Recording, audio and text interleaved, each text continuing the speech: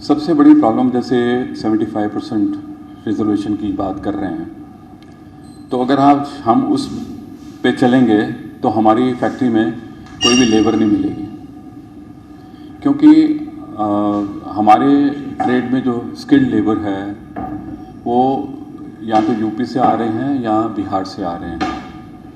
क्या गुड़गांव में लोकल आदमी टेलरिंग में है? पहली बात तो ये है।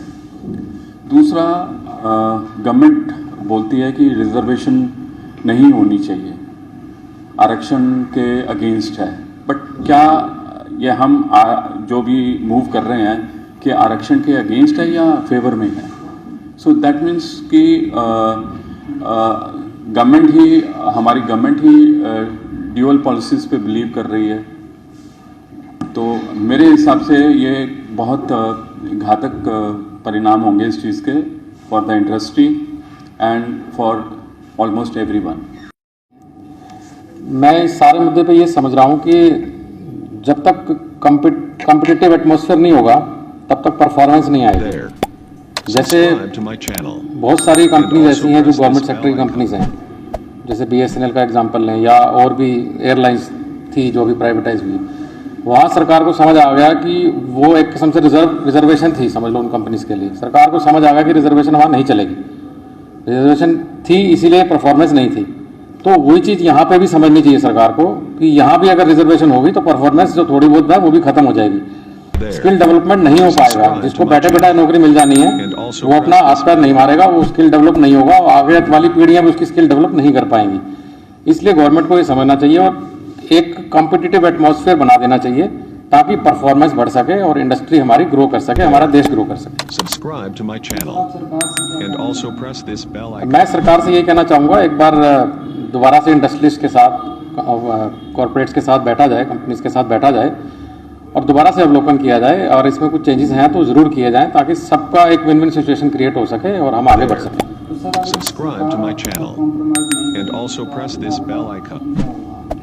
देखिए, हम तो एज ए एसोसिएशन अगर मैं बात करूं तो हमारे बीच बहुत सारे ऐसे मेंबर्स हैं जिनकी आवाज़ सुनने को मिल रही है कि वो यहाँ से पलायन कर जाएंगे, तो हम भी कब तक उनको रोक पाएंगे?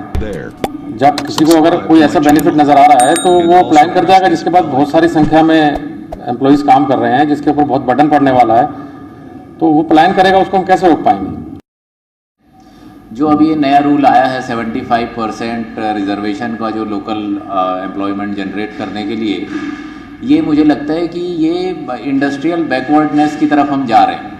अगर हमें इंडस्ट्रीज़ को बढ़ावा देना है तो उसको डी कंट्रोल करने की ज़रूरत है।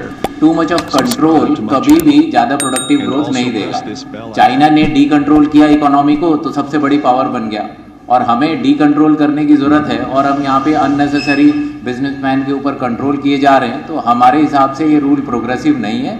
अगर स्टेट इस पे स्ट्रिक्ट रहता है तो मेरे ख्याल से ये इंडस्ट्रियल डेवलपमेंट का खात्मा इस स्टेट का शुरू हो गया है और नेबरिंग स्टेट्स में प्रोग्रेस होगी, क्योंकि यहाँ पे अब कोई भी बिजनेसमैन नहीं बचेगा। इस टाइप के रूल जो है ये ड्रैकोनियन रूल है and I think this is absolutely not required at all अगर हरियाणा को ग्रोथ चाहिए तो।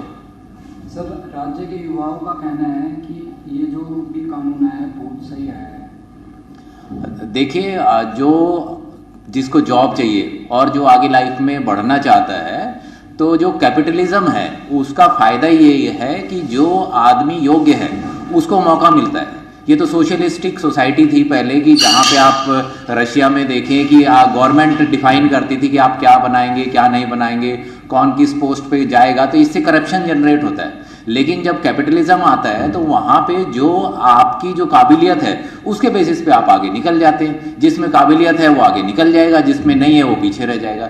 और अगर आप ज़बरदस्ती किसी को किसी की कंपनी में चिपकाएंगे, ना तो उसका भला होगा, ना कंपनी वाले का भला होगा, ना स्टेट का भला होगा, ना देश का भला होगा। जो गवर्नमेंट ने रूल किया है, बनाया है कि 75% जो लोकल यहाँ के लेबर होनी चाहिए, वो बिल्कुल गलत है।